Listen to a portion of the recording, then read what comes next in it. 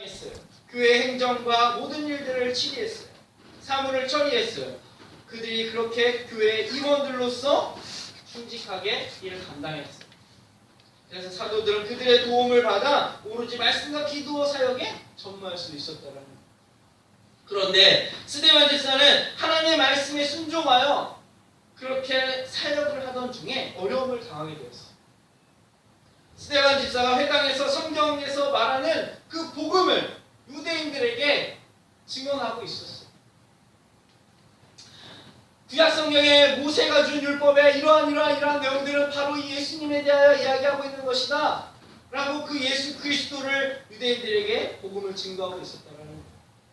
그때 이 많은 유대인들이, 회당에 있던 유대인들이 무슨 말이냐, 그 말도 안 되는 그 예수가 무슨 하나님 보내신 메시아냐, 성경에 기록된 그 얘기가 어떻게 그 사람을 향해서 얘기하는 것이냐, 아니다. 서로 논쟁에 붙었어요.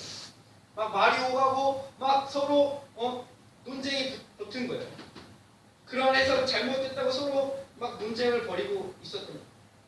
그러다가 이 스데반 집사가 이 교회의 공회라는 곳에 끌려가게 돼요. 그 당시 유대인들의 재판소였어요. 재판소에 끌려가게 되었어요. 그들은 예수님의 옛자를 꺼내도 화를 내는 사람들이었어요. 예수님을 싫어하던 사람들이었어요.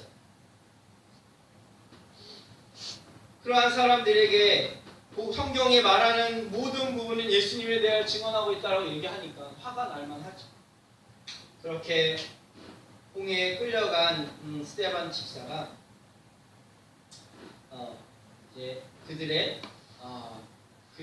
화를 몸에 다 받게 되었다는 거예요. 그런데 스데반 집사는 성령의 도우심으로 부활의 확신이 있어서 그들의 화와 혈기와 그러한 그들의 협박에 전혀 들어가지 않았어요.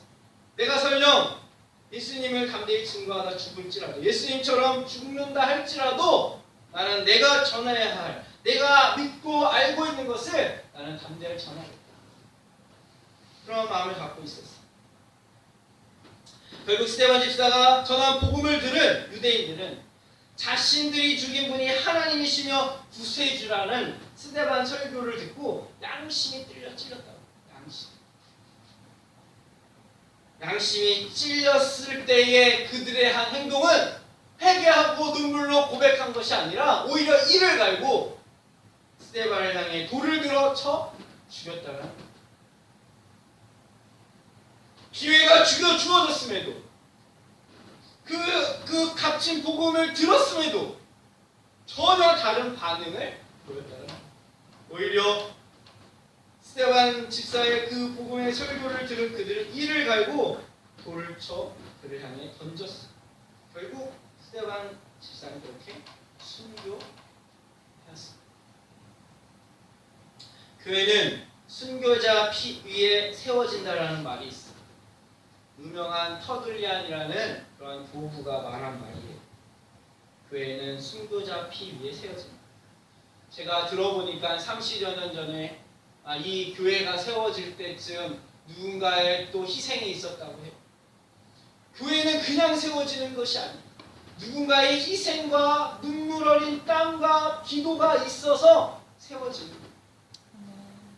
예수님의 피가 있었기에 교회가 세워질 수 있었듯이 이 땅의 교회들이 세워질 때도 누군가 희생이 있다는 거예요. 터들리안은 순교자 피 위에 교회가 세워진다라고 이야기하고 있습니다. 그만큼 교회는 아주 희생이 필요한 것이죠. 희생의 열매는 누군가가 흘린 핏값 위에 하나님의 거룩한 교회가 세워지는 것, 이것이 하나님의 뜻이랍니다.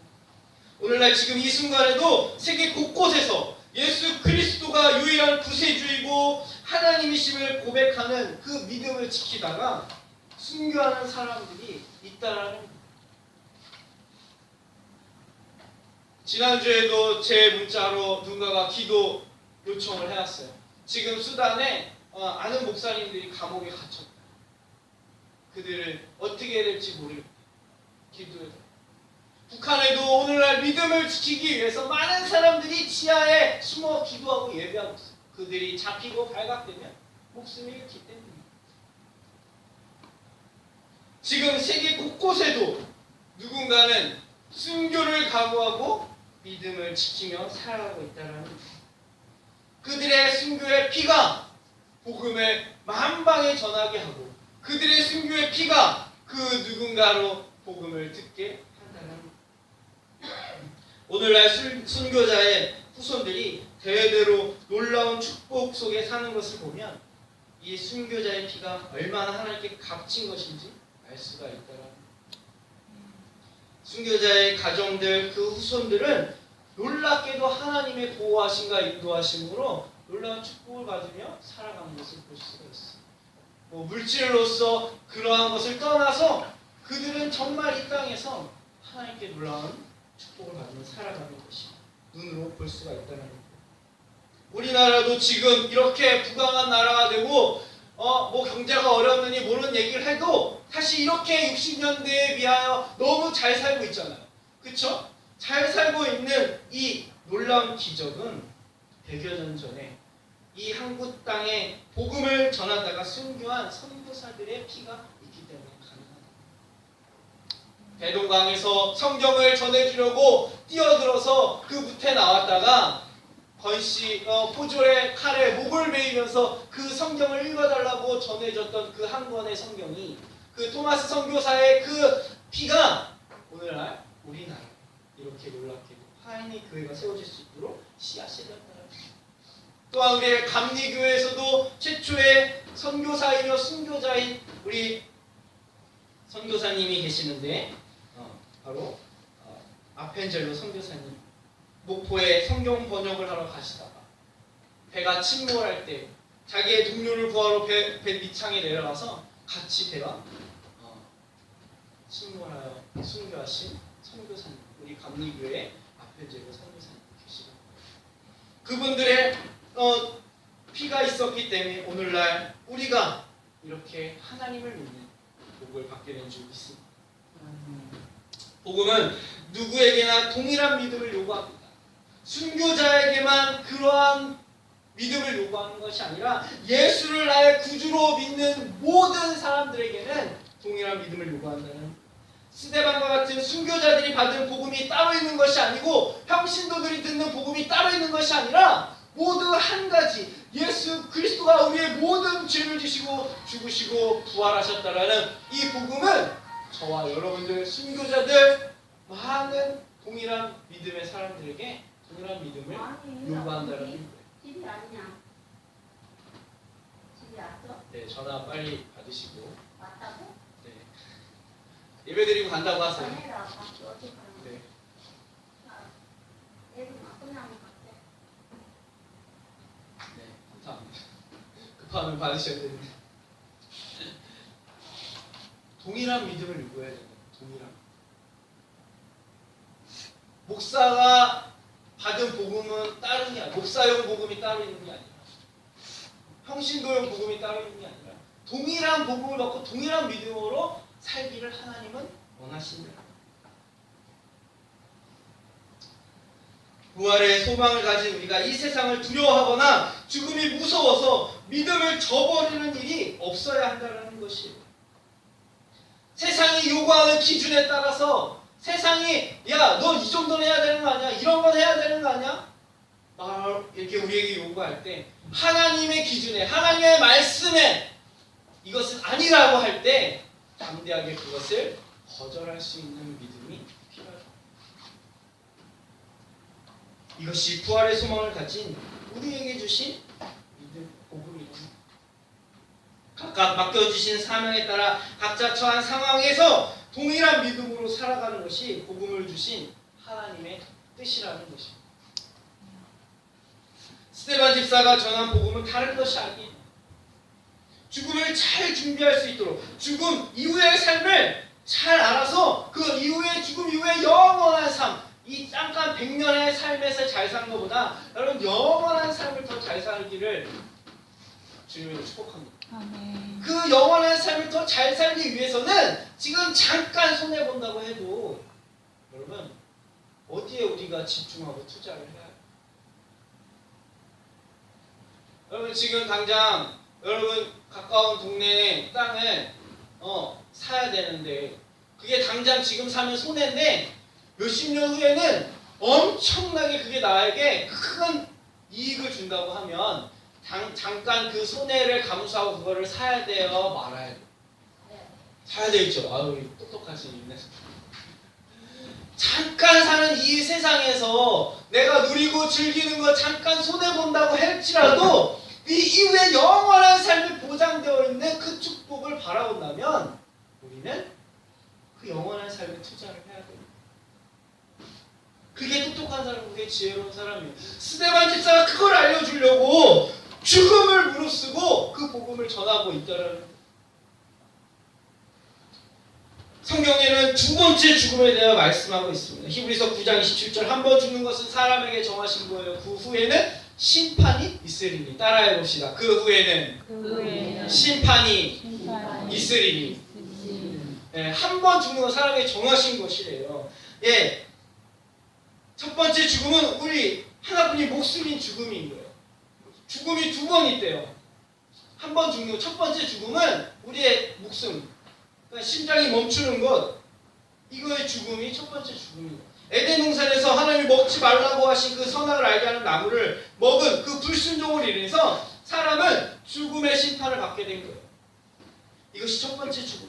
그렇게 죽음 이후에 끝나는 것이 아니라 심판이 기다리고 있다.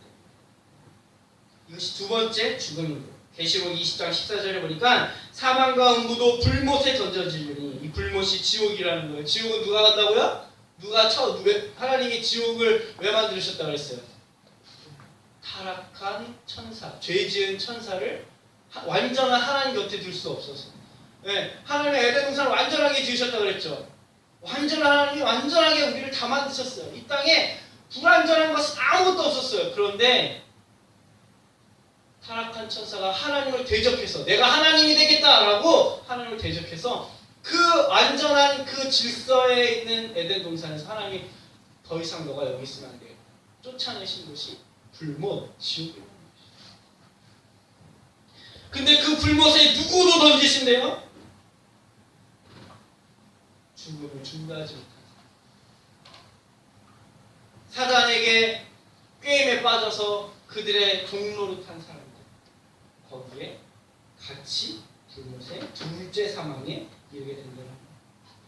이 심판에서 죽음을 제대로 준비하지 못한 사람들은 이 영원히 부득이 죽지 않는 이 고통을 당하는 이 지옥에 갇혀야 된다. 그러나 죽음을 제대로 준비한 사람은 이 심판에서 상을 받게 되는데 바로 천국의 집을 얻어서 그곳에서 영원히 고통 없이 하나님과 영광이 가득 찬 그곳에서 살게 되는 줄 믿으시기 바랍니다. 아멘. 아멘. 그렇다면 죽음을 제대로 준비하려면 무엇부터 준비해야 하는가? 상조에 들어야 될까요? 네, 그거는 우리가 절차에 따라 필요하기도 하겠죠. 정말 우리의 영혼을 위해 준비할 수 있는 것, 그걸 준비해야 됩니다. 세상 많은 종교에서 선행을 쌓거나 덕을 쌓거나 고행을 통해서 득도를 하거나 극락에 이른다고 이야기해요. 우리의 의로 행위로 선한 것으로는 아무것도 도움이 될 수 없어요. 죄의 문제를 해결할 수가 없어요. 우리의 행함은 천국이라는 곳에 갈 수 있는 수준에 아무런 도움을 할 수가 없다는 거죠. 이것은 잘못 준비하는 거예요. 인간의 노력과 방법은 심판을 면할 수가 없습니다. 하나님의 방법대로 준비해요. 성경에는 어린 양의 이야기가 나와요. 이스라엘이 율법을 어기고 죄를 지었을 때 하나님께 용서받는 유일한 방법은 하나님이 알려주신 방법대로 제사를 드려야 하는 거예요. 그것은 자신의 죄를 대신해서 죽을 흠없고 점없는 어린 양을 제단 앞에 가져와서 그것을 죽이는 거였어요. 그 제단 앞에 흠없고 점없는 어린 양을 가져와서 죽이기 전에 먼저 손을 얹고 이렇게 얘기합니다. 나의 거짓말, 죄, 음란, 도적질, 우상숭배, 죄, 이런 죄를 하나님의 말씀을 어긴 죄를 이 양에게 다 전달합니다. 하고 그 양에게 이렇게 나의 죄를 전달시킵니다. 그리고 그 양을 어떻게 해요? 제단 앞에서 칼로 찔러 피를 내 죽이는 거예요. 이렇게 나의 모든 죄가 그 양에게 전달되어지고 나는 그 죄 때문에 죽어야 했는데 나 대신 그 양이 그 죄를 받아 죽는 거예요. 그 양은 사실 죄가 없어요. 그 양은 거짓말한 적도 없고 도둑질한 적도 없고 음란하지도 않고 하나님의 말씀을 어긴 적도 없어요. 내가 지은 죄를 그 양에게 다 전달시키고 그 양은 내가 죽어야 할 하나님의 말씀에 어겨 심판받아야 할 나 대신해서 그 양이 죽는 거예요. 그 양의 희생의 덕분으로 하나님은 나의 죄를 속량해 주신다. 이게 이스라엘에게 보여주신 속죄함의 방법이었어요. 죄사함의 방법이었어요. 그래서 유대 사람들은 이스라엘 사람들은 그렇게 제단 앞에 흠없고 점없는 양을 찾아서 하나님 앞에 갖고 와서 자신의 죄를 전달시키고 그 양을 죽여 희생시키고 죄 속죄함을 받는 일들을 계속 반복적으로 해왔다는 거예요. 그런데 이제 우리는 흠없고 점없는 어린 양 대신 예수 그리스도를 통해서 직접 양을 잡아서 우리가 피의 희생 제사를 드리지 않아도 예수님의 이름을 의지하고 나의 죄를 그 예수님께 다 받아 십자가에서 죽으셨다는 걸 믿는 그 믿음 하나로 우리는 죄사함을 받게 되었다는 것입니다. 아멘. 그래서 우리는 죄가 생각날 때마다 십자가 앞에 나아가 나의 이러한 일을 용서해 주세요라고 우리가 회개를 할 수 있게 되는 거예요. 양을 잡지 않고 정말 예수님은 한 번도 하나님의 말씀을 어기거나 죄를 지으신 분이 아니에요. 흠이 없고 점이 없으신 분. 그런데 나의 죄 때문에 십자가에 대신 달려 죽으셨다는 거예요. 그 희생, 그 속량, 그 피 때문에 우리가 하나님으로부터 심판에서 두 번째 사망에서 건질받을 수 있게 되죠. 믿습니다. 아멘? 중요한 것은 예수님이 나의 죄로 인해 내 죄가 예수님께로 전달되어 내 죄가 속량됐다는 것을 믿어야 하는 것입니다. 그것에 있어 나의 어떠한 의와 노력과 수고가 필요가 없는 거예요. 오직 믿음으로 우리가 죄사함을 받게 되는 줄 믿으시기 바랍니다. 사도 바울, 이 복음을 스데반 집사가 전하고 있는 거예요. 이 땅에서 우리의 죄를 대신해서 피 흘려 죽일 수 있는 분이 오직 예수님 뿐이시다. 성경에서 말하고 있는 그 모든 구원자가 이 예수님을 향하여 얘기하고 있다. 그 성경에서 말하고 있는 어린 양이 바로 이 예수님이었다. 너희가 드린 그 제사의 그 희생이 바로 이 예수님이 한 번에 이루어 주셨다. 라고 스데반이 설교하고 있다는 세상 사람들은 모든이 죄 때문에 죽게 되어 있습니다. 그래서 우리는 죄인이라고 말합니다. 너희가 죄인이다. 스데반 집사는 너희가 이 죄인이다라고 이야기를 하고 있는 거예요. 양심에 찔림이 받고 있어. 거짓말, 미움, 다툼, 시기, 원망, 불평 이것들 다 죄의 열매예요. 이런 죄의 열매는 내 자아의 욕심 때문에 생겨나는 거예요. 그래서 성경은 자신의 욕심을 따라 사는 사람을 우상 숭배자다라고 이야기합니다. 그래서 이스라엘 사람들이 드린 너희의 그 제사는 다 우상 숭배다라고 이야기하고 있어요. 유대인 사람들에게 결국 우리의 죄를 대신해서 죽어서 우리를 두 번째 죽음인 불못 지옥에서 건져주실 분은 오직 하나님 아들 예수 그리스도 뿐이라는 것을 설교하고 있다는 것입니다. 오늘 저와 여러분들 이 말씀을 믿는 줄 믿습니다. 아멘. 두 번째 불못에서 건져주실 분이 오직 예수 그리스도의 한 분뿐인 것을 믿으시기 바랍니다. 스데반 집사는 유대 사람들에게 우리 모든 죄를 바로 흠없는 어린 양 대신 예수께서 십자가에서 피 흘려 죽으시고 속량해 주셨다고 증거하고 있습니다.